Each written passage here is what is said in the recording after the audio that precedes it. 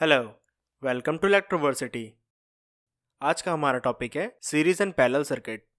इस वीडियो में हम बात करेंगे कि एक रजिस्टर के थ्रू करंट एंड वोल्टेज क्या होता है, सीरीज सर्किट्स क्या होते हैं एंड पैरेलल सर्किट्स क्या होते हैं। तो चलिए स्टार्ट करते हैं। लास्ट सेक्शन में हमने इलेक्ट्रॉनिक सर्किट के बारे में समझा था एंड एक बेसिक इलेक्ट्रॉनिक सर्किट भी डिजाइन किया था।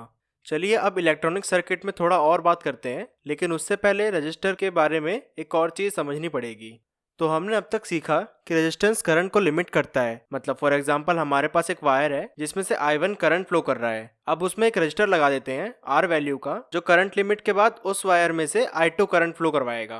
तो वो करंट डिफरेंस जो I1 माइनस I2 का होगा वो एग्जैक्टली गया कहाँ? वो करंट डिफरेंस रेजिस्टेंस के अक्रॉस वोल्टेज ड्रॉप होता है, क्योंकि वहाँ करंट एंड रेजिस्टेंस है। एंड उस वोल्टेज ड्रॉप की वैल्यू को हम कैलकुलेट कर सकते हैं। Voltage drop VR is equal to I1 minus I2 into में R। एंड करंट लिमिट के बाद उस वायर में से I2 ही करंट फ्लो करेगा, तो हम उस पूरी वायर में I2 करंट ही एज्यूम करते हैं। तो आगे किसी भी टॉपिक में अगर किसी वायर में या पाथ में कोई करंट शो किया हुआ है तो वो लिमिटिंग करंट ही होगा। अब बात करते हैं सीरीज सर्किट की। तो सपोज कीजिए हमारे पास दो पॉइंट्स हैं A एंड B, जिसके बीच में हमने एक के बाद एक इलेक्ट्रॉनिक कंपोनेंट लगा दिए हैं, जैसे कैपेसिटर, डायोड वगैरह। अभी हम इसमें 4 रजिस्टर्स लगाते हैं एक के बाद एक। एंड A एंड B के बीच में एक 5 वोल्ट का डीसी वोल्टेज सोर्स भी लगा दिया है। तो इस कॉम्बिनेशन को हम सीरीज कॉम्बिनेशन बोलेंगे। उस पॉइंट को जंक्शन या नोड बोलते हैं इलेक्ट्रॉनिक्स में। मतलब दो नोड के बीच में अगर कंपोनेंट एक के बाद एक कनेक्ट होते हैं तो वो सीरीज सर्किट होता है। सीरीज सर्किट में करंट सेम रहता है एंड हर कंपोनेंट के थ्रू जो वोल्टेज ड्रॉप होगा वो टोटल इनपुट वोल्टेज जो हम अप्लाई करते हैं उसके बराबर होगा। जैसे अगर इस सर्किट में हम देखें तो R1 के अक्रॉस जो वोल्टेज ड्रॉप हो रहा है उसको VR1 मानते हैं एंड R2 के अक्रॉस जो वोल्टेज ड्रॉप होगा उसको VR2 मानते हैं। एंड सिमिलरली R3 के एंड R4 के अक्रॉस VR3 एंड VR4 मानेंगे। तो जो टोटल इनपुट वोल्टेज होगा V input is equal to VR1 plus में VR2 प्लस में VR3 एंड प्लस में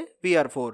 तो पैरेलल सर्किट को भी ऐसे ही एग्जांपल से समझते हैं। हमारे पास दो पॉइंट्स हैं X एंड Y एंड उसके अक्रॉस हमने 5 वोल्ट का एक डीसी सोर्स लगा दिया है। अब उन दो जंक्शन के बीच में एक R1 रजिस्टर लगा दिया है एंड उसी के साथ में हमने एक R2 रजिस्टर भी लगा दिया है उन्हीं दो जंक्शन के बीच में। इस नेटवर्क को हम पैरेलल नेटवर्क बोलेंगे, जिसमें कंपोनेंट्स एक दूसरे के पैरेलल में होते हैं। पैरेलल सर्किट में वोल्टेज सेम रहता है हर जंक्शन के बीच में एंड करंट डिवाइड होता रहता है। अगर इस सर्किट में देखें तो R1 के अक्रॉस भी वोल्टेज V इनपुट ही होगा एंड R2 के अक्रॉस भी वोल्टेज V इनपुट ही होगा। पर R1 वाली ब्रांच में जो करंट I1 होगा वो V input bye R1 and R2 वाली ब्रांच में जो करंट I2 होगा वो V इनपुट बाय R2 होगा। एंड जो टोटल करंट डिवाइड होगा वो टोटल इनपुट करंट के बराबर होगा। I input is equal to I1 plus में I2। इलेक्ट्रॉनिक्स में हम जो सर्किट्स पढ़ते हैं वो सीरीज एंड पैरेलल सर्किट्स का कॉम्बिनेशन होते हैं। मतलब उनमें बहुत सारे सीरीज एंड पैरेलल सर्किट्स होते हैं। तो उम्मीद है आपको सीरीज एंड पैरेलल सर्किट समझ आया होगा। अगर आपकी कोई भी क्वेरी या डाउट है तो आप हमसे नीचे कमेंट सेक्शन में पूछ सकते हैं।